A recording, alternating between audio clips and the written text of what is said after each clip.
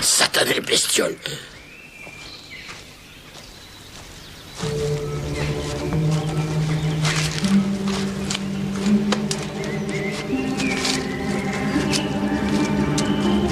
Oh, oh. Diane!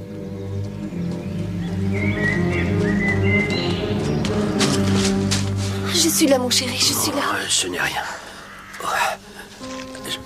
J'ai trébuché, c'est tout.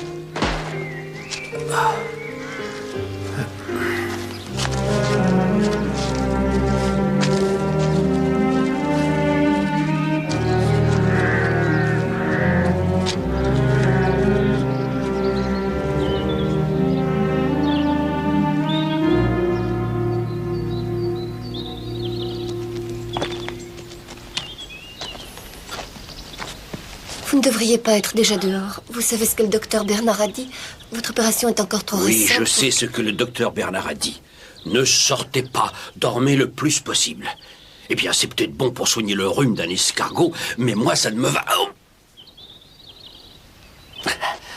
la peste soit de ce maudit ulcère. Mais vous venez d'être opéré. Le plus difficile est fait. Le reste n'est qu'une question de semaines. Apprenez donc à être un peu patient. Qu'y a-t-il? Suzanne.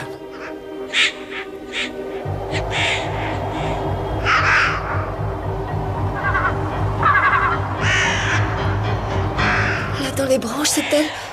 Oh, ce visage.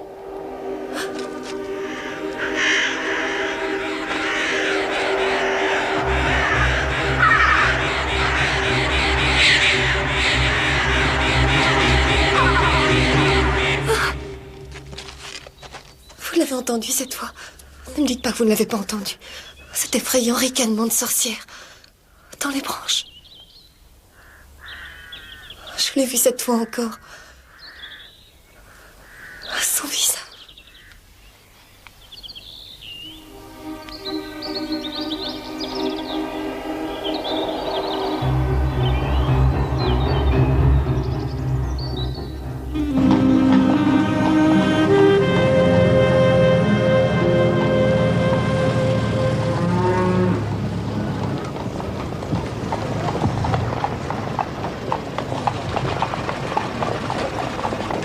Eh bien, nous y voilà.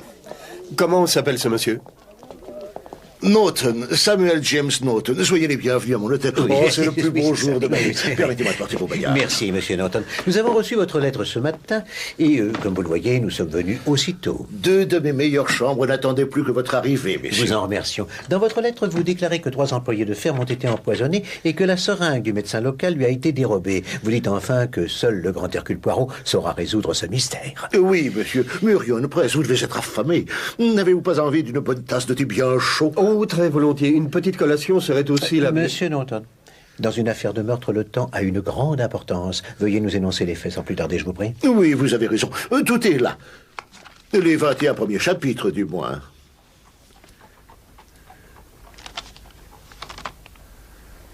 L'aiguille dans la meule de foin, énigme policière, par Clarissa Norton. J'ai utilisé un prénom de femme. C'est meilleur pour les ventes, semble-t-il. C'est un chef-d'œuvre d'intrigue policière, mais je suis dans une impasse en ce qui concerne le dénouement. J'ai eu l'idée d'en toucher un mot à Monsieur Poirot, en pensant que peut-être il pourrait en trouver un pour moi. Comme je l'ai dit à mon épouse, on ne risque rien à demander. Et que le ciel soit loué, vous êtes là. Oh, mon Dieu. Et je vous ai bien écrit que c'est d'un roman qu'il s'agissait.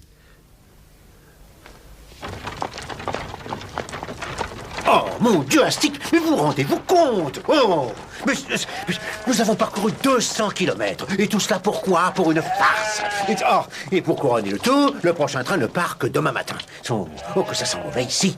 Voyons, Poirot, ce ne sont pas les occupations qui manquent pour ce... Oh, amusé de cire. Ce doit être follement amusant. Oh, très amusant. Eh bien, vous venez.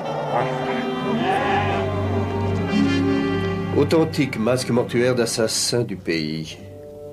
Ah, c'est très intéressant. Apparemment, ces masques proviennent d'empreintes prises sur les visages des assassins après leur exécution. Parfaitement terrifiant, non? Je trouve extrêmement curieux cette façon toute britannique d'exposer au regard ces épouvantails en les glorifiant. Jusqu'ici, je n'ai vu aucune effigie qui soit vraiment ressemblante. Ah, Hastings.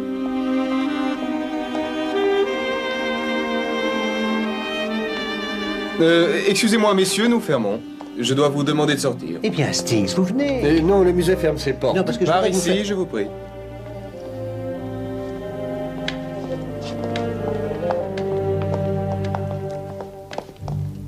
Monsieur? Leurs modèles ont toujours quelque chose de fabriqué, vous ne trouvez pas? Ce point est-il douloureux? Non. Bien, les dommages ne semblent pas être trop graves, mais pour l'amour du ciel, soyez plus prudent, Jonathan. Vous savez que vous risquez la perforation. Ce n'est pas qu'une question de régime alimentaire. Tout effort physique et agitation nerveuse sont à exclure. L'érosion post-opératoire peut avoir de Je très vois, sérieuses merci beaucoup, Jeffrey, la leçon s'arrêtera là. Bien. Vous dînez avec nous ce soir. Avec grand plaisir. Dois-je vous réserver une table au restaurant, monsieur? Nous ne finissons le service qu'à 9 heures. Non, merci. Je suis ici pour rendre visite à des amis. Ah. Je vais dîner chez eux ce soir, à Marton Manor. Oui, je connais, monsieur. Eh bien, passez une bonne soirée. Ah, monsieur Poirot, n'auriez-vous déjà retrouvé mon empoisonneur? Non, monsieur Norton, je n'ai pas accordé la moindre pensée à votre livre. Les petites cellules grises d'Hercule Poirot sont comme le moteur d'une bonne automobile. Elles ne fonctionnent pas au carburant de qualité inférieure. Oh, ça ne fait rien. Vous le lirez avant de vous endormir. Je vais vous chercher vos clés. Oh, quelqu'un nous revient d'Afrique? Du Kenya, pour être exact. Un humble présent pour une personne. Excusez-moi. Monsieur... Ah, merci. Ah.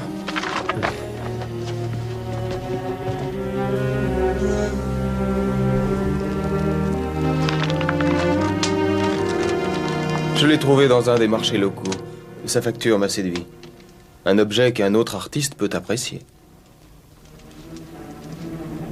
Les indigènes le considèrent en fait comme un talisman. Superstition au sujet des esprits des morts et autres calembredaines. Pardonnez-moi, je vous effraie.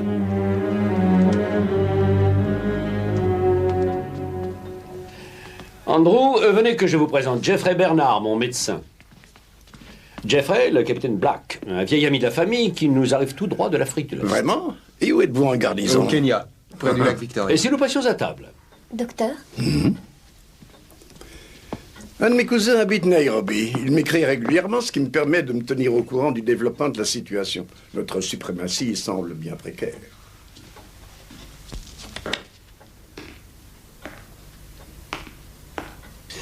Nous allons passer à table, mademoiselle Rawlinson. Serez-vous des nôtres? Merci, monsieur Maltravers. Vos comptes ne sont pas encore en ordre, j'en ai peur. Eh bien, peut-être vous joindrez-vous à nous tout à l'heure.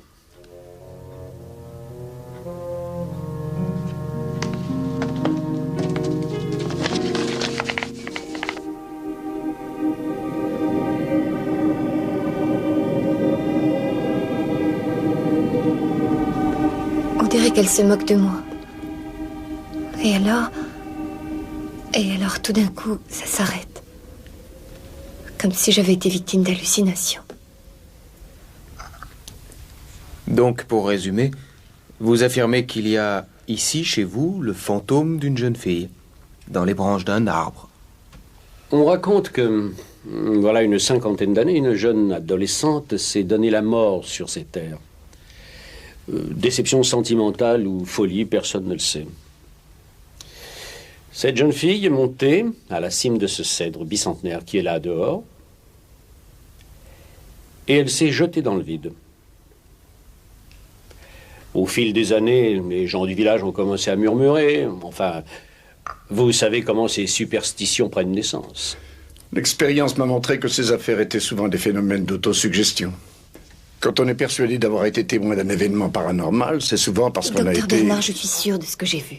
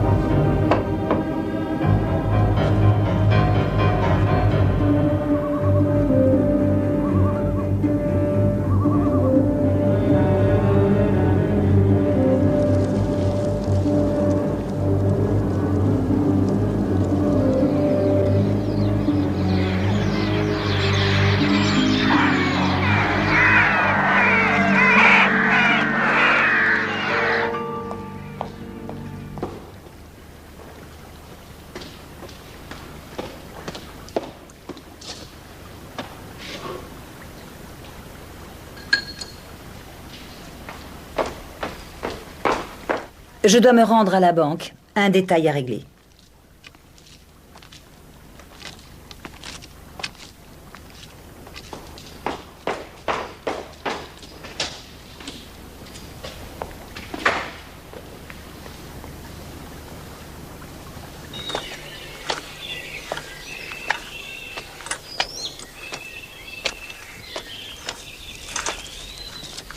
Inverse, la journée s'annonce fraîche.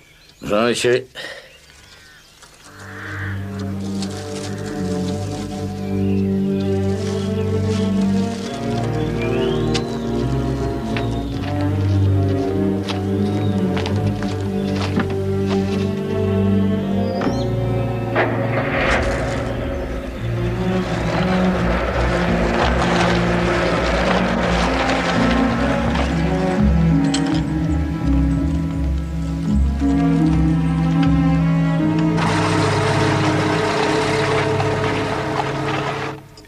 Sur toute l'étendue du Royaume-Uni, les derniers préparatifs des exercices de défense passive s'achèvent et la population sera invitée à s'y soumettre à partir de mercredi, ainsi que le gouvernement de Sa Majesté l'avait demandé. Poirot, bien dormi? À point fermé, mais de rage.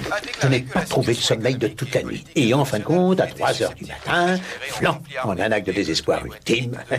Monsieur Norton, ce que vous avez écrit là est épouvantable. Une telle trappe de faisans perlificotés, je dépose les armes.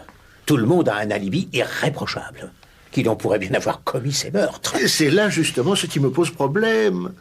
Toutes les issues sont bloquées, je ne vois aucun moyen de me sortir de ce piège. Enfin, ça ne fait rien. Avez-vous passé une nuit agréable?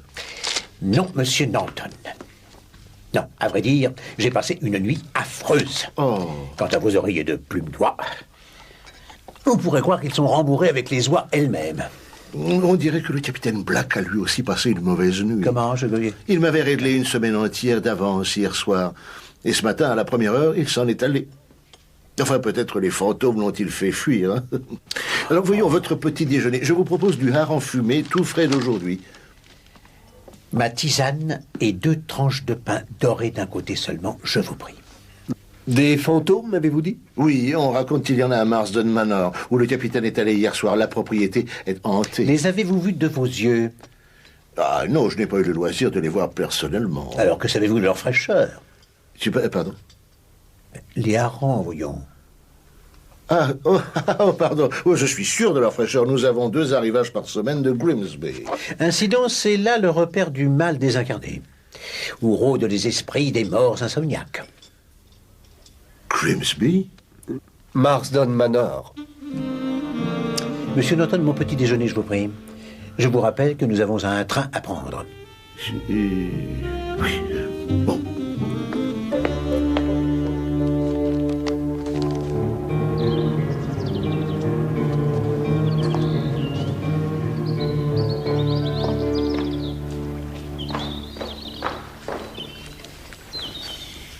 Monsieur Maltravers est-il encore dans le jardin? Je voudrais lui dire un mot. Je n'ai pas vu revenir. Seigneur, il est 11 heures. Il aurait déjà dû prendre son médicament il y a 1 heure. Madame, c'est Monsieur Maltravers. Il est arrivé un malheur. Venez vite.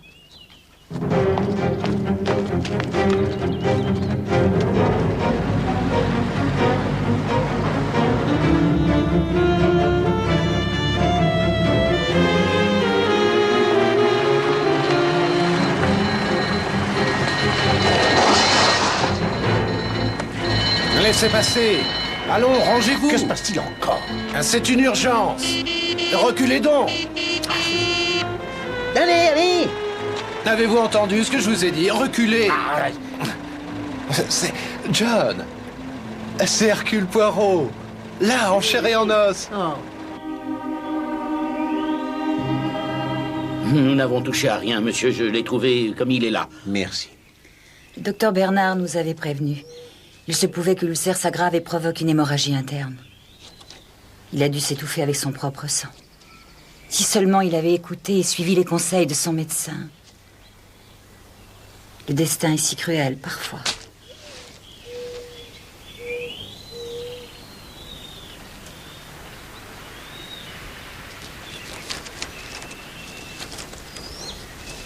Monsieur Danvers, vous avez dit avoir découvert le corps à 11 heures. Mais avant cela, à quelle heure avez-vous vu votre maître pour la dernière fois? Il devait être à peine 9h30. Et quand il est venu s'asseoir sur le vieux banc de pierre juste derrière cette haie, il y venait presque tous les jours, somnoler un peu après son petit déjeuner. Le banc de pierre.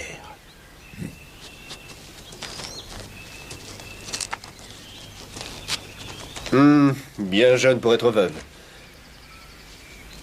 C'est triste pour elle. Il n'y avait même pas 2 ans qu'ils étaient mariés. S'il vous plaît, Ils venez. s'étaient je vous prie. rencontrés dans une de ces réceptions mondaines à Londres. Un véritable conte de fées romantique.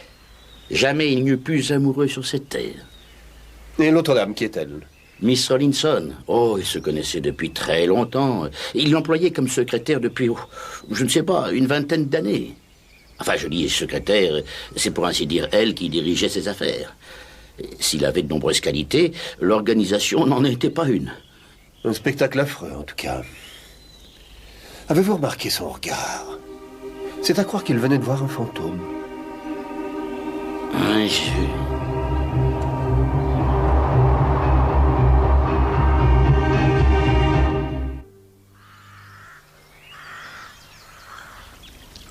Allons, ma chère, prenez un de ces cachets.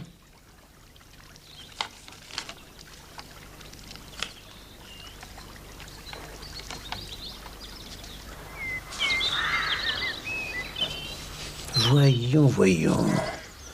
Elle devrait être là. Voilà. Qu'avez-vous trouvé? Ce que je cherchais, naturellement.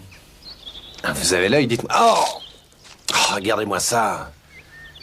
Attention, ne bougez plus. Regardez. Et là, il y en a d'autres.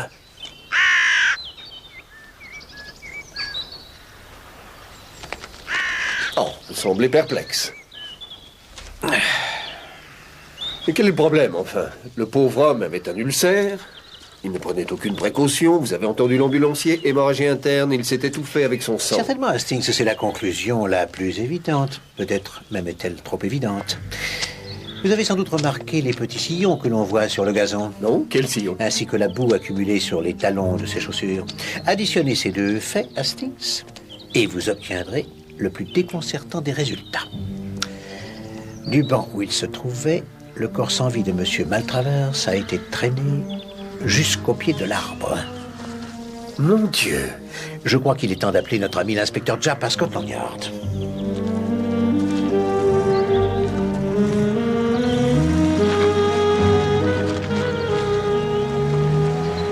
Nous étions dans le sud de la France, au mois d'août dernier. Et il est tombé gravement malade. Nous avons dû écourter nos vacances et rentrer pour qu'il se fasse opérer. Il était censé se reposer, ne pas s'agiter, et tout serait rentré parfaitement dans l'ordre. Mais rester enfermé était au-dessus de ses forces. Au bout de quelques heures, il suffoquait, devenait nerveux. Ma chère, croyez-vous qu'il soit... Ce ne peut être qu'elle. Je sais que c'est elle. C'est elle qui l'a tué. Qui, elle, Madame Maltravers? Je crois qu'il serait préférable que vous nous laissiez maintenant.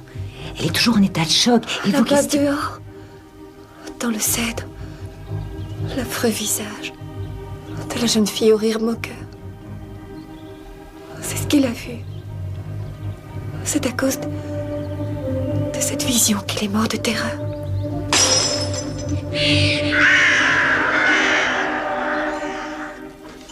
Il avait contracté une assurance vie.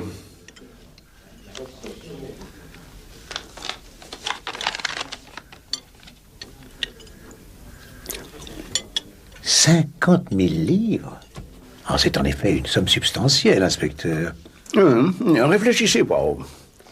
Maltravers s'assure sur la vie pour une somme rondelette. Mais son état de santé devient soudainement inquiétant. Il deviendra vite un fardeau pour sa jeune épouse. Il a pu décider qu'il ne valait plus la peine de vivre. Au moins, lui serait-il utile à quelque chose. Un suicide? Escroquerie à l'assurance. C'est à envisager, en effet. Le directeur de la compagnie d'assurance s'est montré prodigue en renseignements. Et il semble que les affaires de M. Maltravers n'aient pas été en meilleure forme que lui dernièrement. Et tant et si bien qu'à l'heure de sa mort, il était à 2 doigts de la faillite complète. Non, merci. Tout cela donne à M. Maltravers de très bonnes raisons de vouloir disparaître. Toutes ses dettes sont réglées et Madame son épouse à l'abri du besoin pour de nombreuses années. Dites-moi, cher ami, comment, à votre avis, a-t-il pu lui-même mettre un terme à sa vie quand on ne relève pas la moindre trace de violence, pas la moindre blessure apparente sur son corps? Nul poison ne saurait remplir la bouche d'un homme d'un tel flot de sang. Il nous faudra vraisemblablement attendre qu'une autopsie ait été effectuée. Et dans 2 jours au moins, puisque nous devons faire appel à un pathologiste de Norwich. Nous ne devons pas oublier le capitaine Black. Il s'en est allé plutôt précipitamment ce matin. J'espère que vous avez donné des instructions à vos hommes, inspecteur. Oui, Japp. nous en faisons circuler une description complète dans tous les ports. C'est cependant très loin d'être... Vous semblez en savoir beaucoup sur cette affaire. Le crime et la recherche des criminels sont un passe-temps pour moi, ainsi que M. Poirot pourra vous le dire. Et si vous le permettez, je vous ai dressé une petite liste des principaux suspects qui devrait vous permettre de visualiser toute cette affaire. Merci. Monsieur Norton, pouvez-vous, je vous prie, nous apporter encore un peu de votre merveilleuse sauce aux champignons? Oh oui, tout de suite. Merci. Que suggérez-vous alors? Si ça n'était ni un suicide ni une mort naturelle, qu'est-ce que c'était? Voyons, vous ne croyez tout de même pas à ces affabulations au sujet de fantômes et de cèdres hantés. Je pense, mon ami, qu'une intelligence diabolique est à l'œuvre. Quant à savoir sous quelle forme, je doute que nous tardions à le découvrir.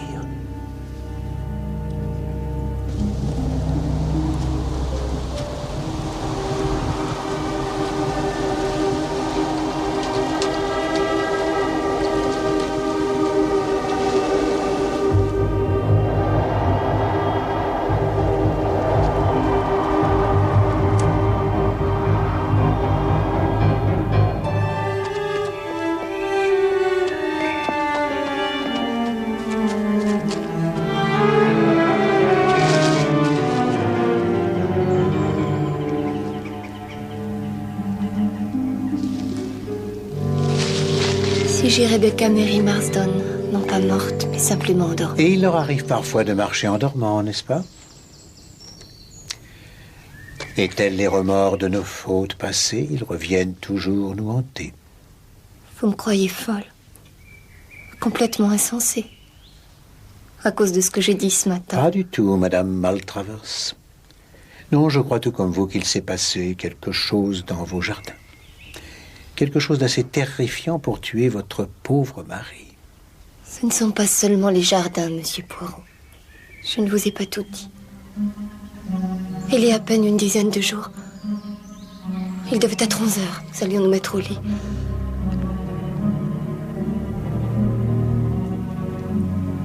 John était dans la salle de bain. Je venais de prendre mon somnifère. Je m'apprêtais à me brosser les cheveux devant mon miroir.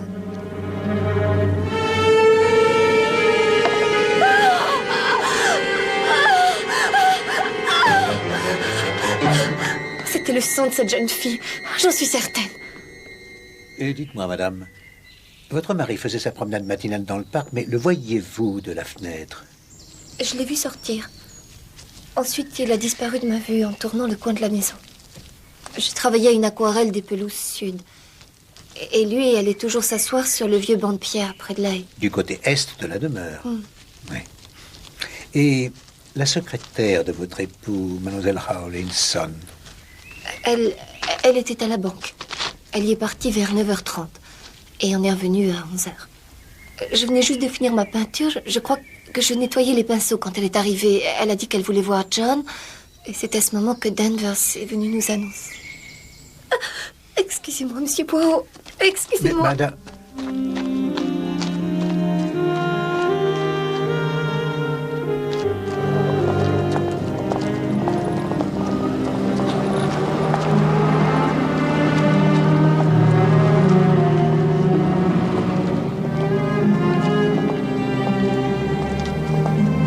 Conseil municipal de Marstonleigh, journée de la défense passive nationale.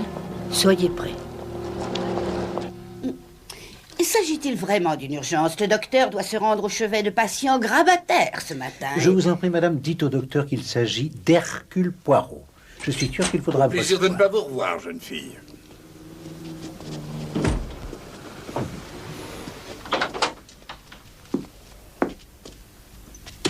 Docteur, il vient d'arriver un monsieur qui prétend souffrir d'Hercule Poirot.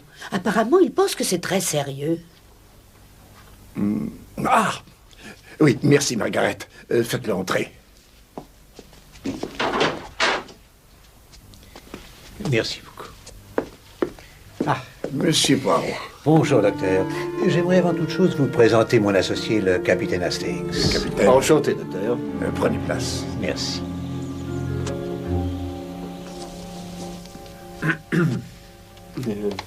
C'est pour les enfants, mais prenez-en.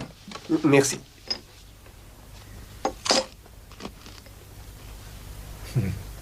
Docteur Bernard, selon l'expert que vous êtes, à quel point l'état de santé de Monsieur Maltravers était-il précaire? J'ai bien peur de ne pas être un devin très doué, Monsieur Poirot. Je savais bien sûr qu'il y avait des risques de complications, il y en a toujours. Mais Jonathan était fort comme un chêne, d'une constitution exceptionnellement robuste. Tout s'annonçait parfaitement et il devait guérir. Ben, qui suis-je pour parler ainsi? 45 ans d'expérience en médecine.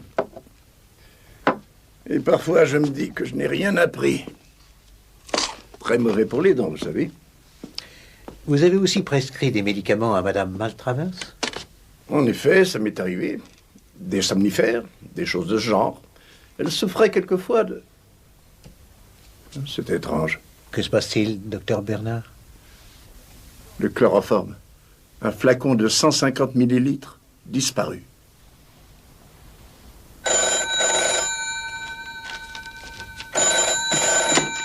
Et la résidence de Marsden? Oh, Monsieur Poirot. Non, je suis navrée, elle est sortie. Elle devait se rendre à la salle municipale pour la défense passive. Il doit y avoir 1 heure. Les exercices de défense passive. Allez, venez, Hastings. Il ne faut pas perdre un seul instant. Ah, toutes ces portes. Madame, excusez-moi, pouvez-vous m'indiquer la salle municipale, je vous prie? Là-bas. Oui, merci, madame.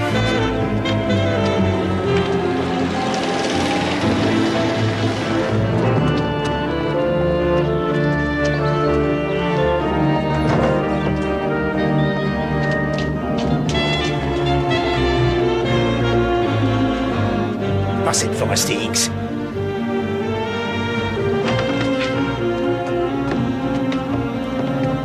Grâce à un C'est filtre devant, je vous ai dit. situé dans sa partie inférieure, il permet à l'utilisateur de respirer sans crainte d'inhaler des gaz nocifs. Au cas où vous entendriez la sirène d'alerte, vous devrez passer ce masque en vous assurant qu'il est bien en place et que la sangle de sûreté qui se trouve à l'arrière est bien fixée. Bon, excusez-moi, madame, mais... Madame Maltravers, êtes-vous là? Madame Maltravers! Oh mon Dieu! Vite, le masque à gaz! Enlevez-lui son masque à gaz! Excusez-moi. Pardon. Laissez-moi passer, je vous prie. Pardon. Apportez vite des sels ou un peu de cognac. Et faites appeler un médecin. Le capitaine Black. Comment? Okay. Vite, Hastings! Ne le laissez pas s'échapper!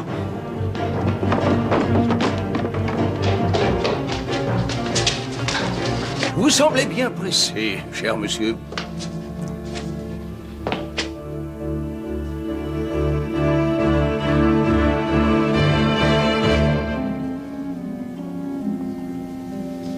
Tout va bien, madame, tout va bien.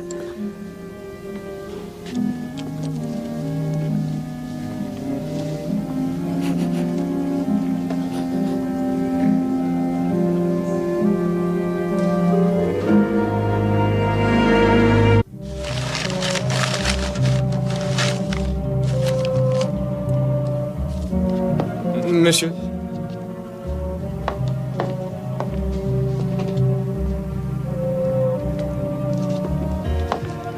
Hastings, je crois qu'il serait sage que vous raccompagniez Madame Maltravers et que vous restiez avec elle jusqu'à ce qu'elle soit remise. Oui, bien entendu. Madame. Merci. Je vous retrouve à l'hôtel. Oui.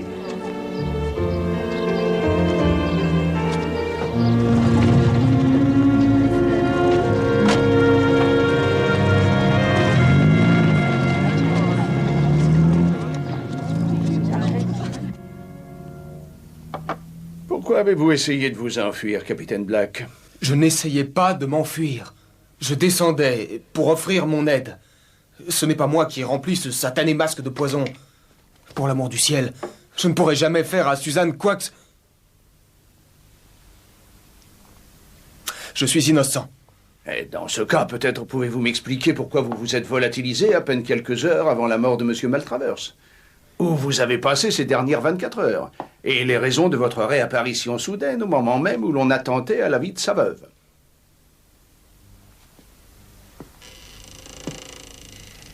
Capitaine Black, si vous refusez de répondre aux questions de l'inspecteur Japp, peut-être répondrez-vous à l'une des miennes. Depuis combien de temps êtes-vous amoureux de Madame Maltravers? Enfin, mais c'est complètement grotesque. Je ne vous permets pas, monsieur. La vérité est qu'on en finisse. Comment serais-je resté à ses côtés quand chaque seconde m'était un véritable supplice? Les voir tous les deux dans les bras l'un de l'autre. J'ai cru avoir réussi à l'oublier. Mais dès que je l'ai revu, j'ai su que je me trompais. J'avais honte de ce que j'éprouvais pour Suzanne.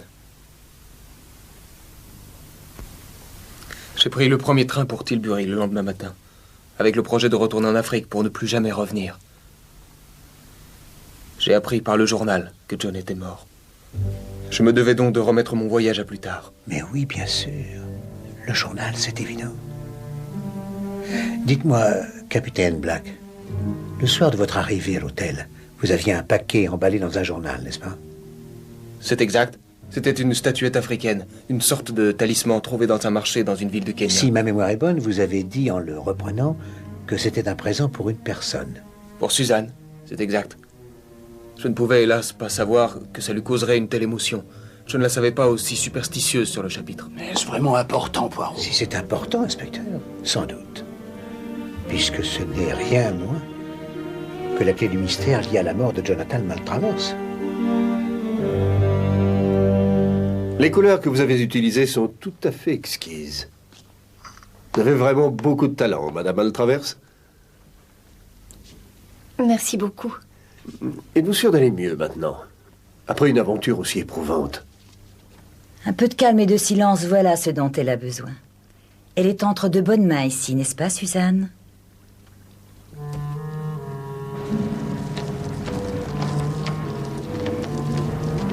Capitaine Hastings,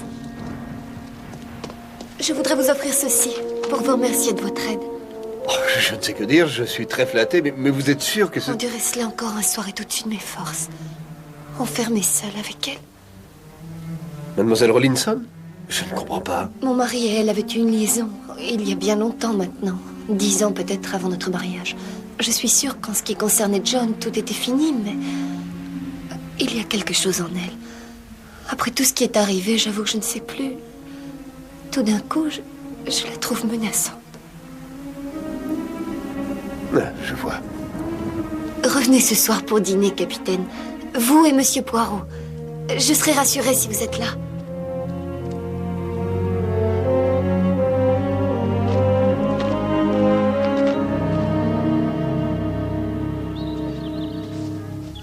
Alors, dites-moi, ont-ils arrêté le capitaine Black? Le brouillard commence à se lever, Hastings. Mais il y a encore beaucoup de questions qui demeurent sans réponse.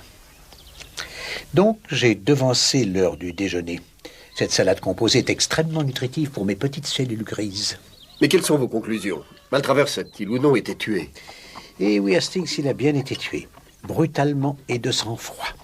Et Madame Maltravers, savez-vous qui a mis ce chloroforme dans son masque à gaz? Ah oui. Le masque. Et comment va Madame Maltravers? Est-elle finalement remise de ce choc?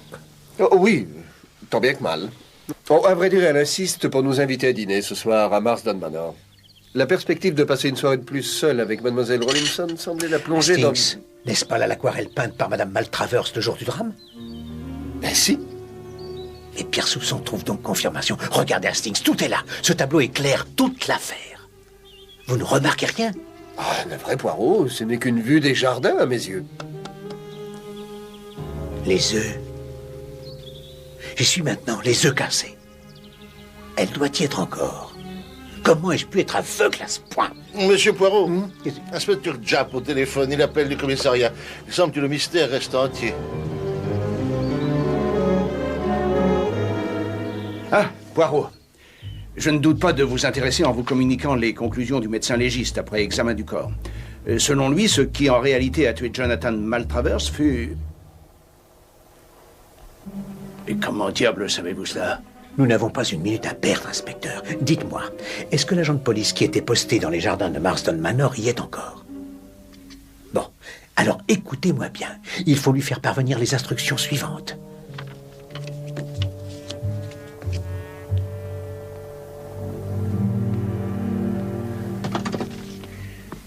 Ah, j'y pense, monsieur Norton. L'assassin n'est autre que l'explorateur Grabataire. Vous croyez? Mais oui, il a envoyé une fléchette empoisonnée dans le pudding de la fenêtre du premier étage. Mon Dieu, je vois que vous avez trouvé la solution du mystère. Merci beaucoup. Si vraiment vous tenez à me remercier, je voudrais que vous me rendiez un petit service.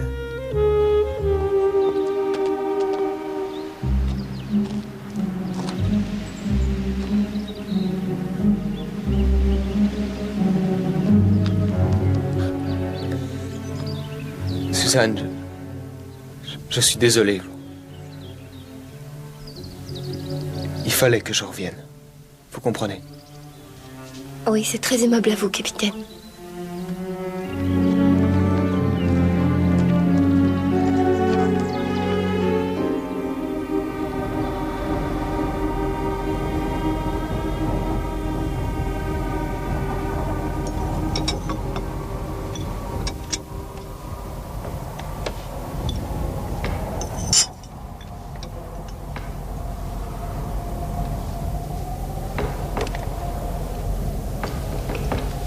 Il semble se préparer une vraie tempête là-dehors.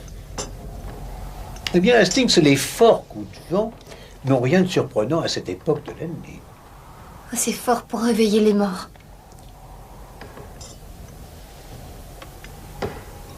Je suis désolée, je... Non, attendez. je- Non, de grâce, rasseyez-vous. Non, je vous en prie, madame. Ce n'est rien, voyons. Voilà.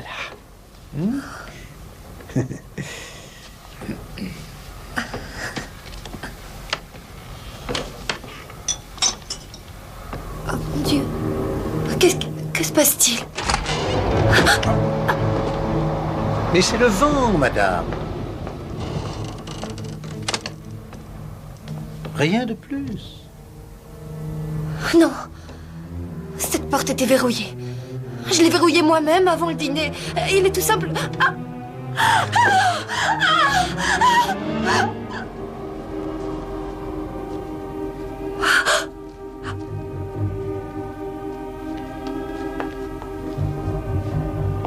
Venez vous asseoir, madame Maltravers. John. Oh non. C'est un cauchemar.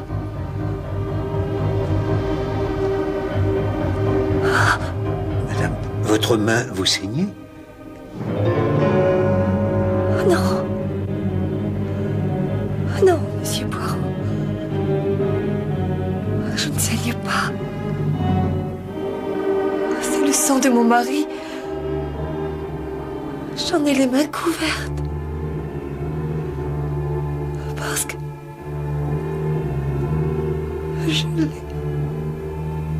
Je l'ai tué.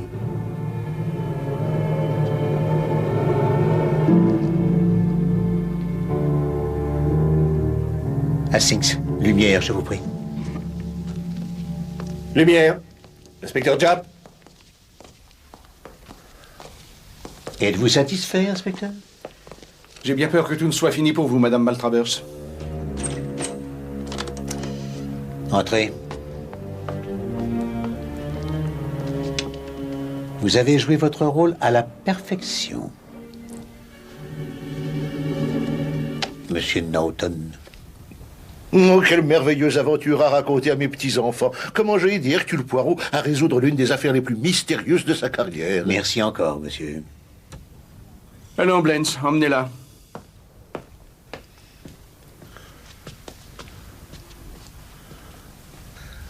Suzanne, vous avez fait cela pour moi. Pour vous?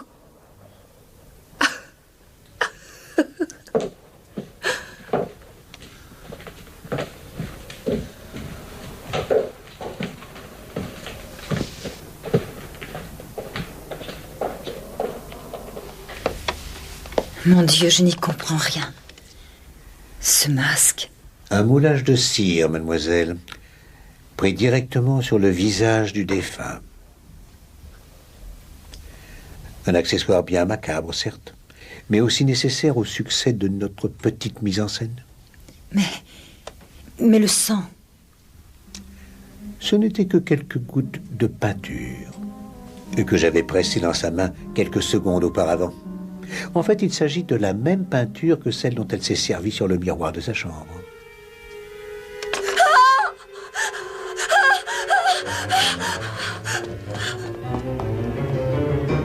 C'est elle qui a... Mais... Oui, mademoiselle. Elle avait aussi inventé le visage qui hantait le cèdre. Il n'y avait là aucun visage. Aucun rire moqueur. Le vent dessine des formes dans les branches. Le croissement des corneilles perturbe les sens.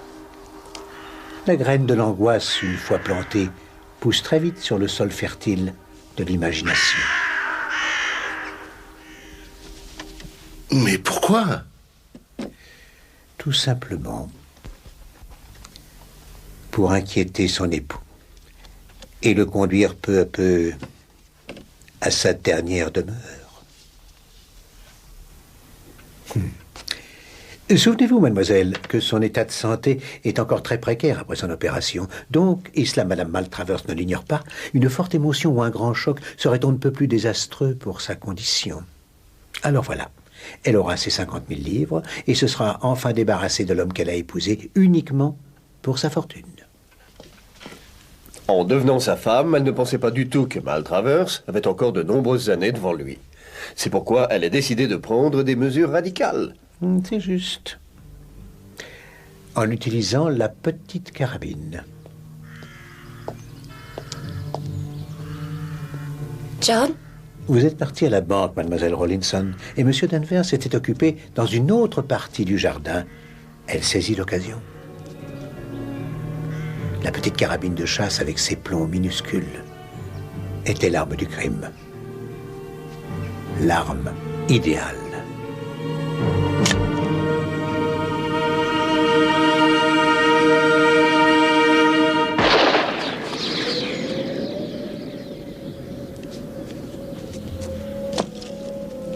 Le plomb logé dans le cerveau de son mari a un effet quasi immédiat et conduit à une hémorragie interne qui lui est fatale.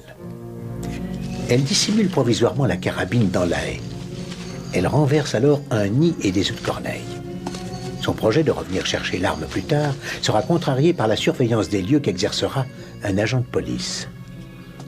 Elle traîne ensuite le corps jusqu'au pied du grand cèdre, dans le but de nous faire croire qu'il a vu quelque chose qui aura provoqué un grand choc avec des conséquences tragiques.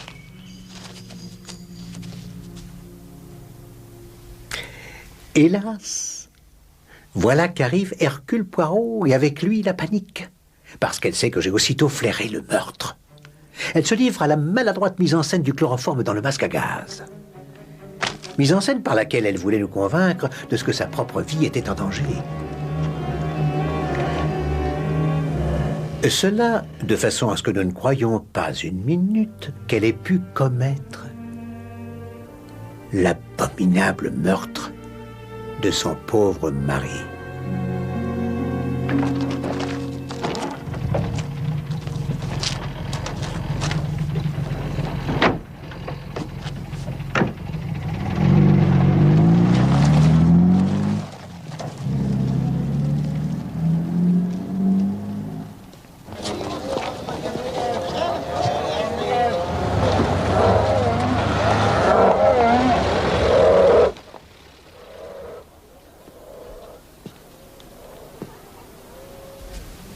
Une fille apparemment si gentille.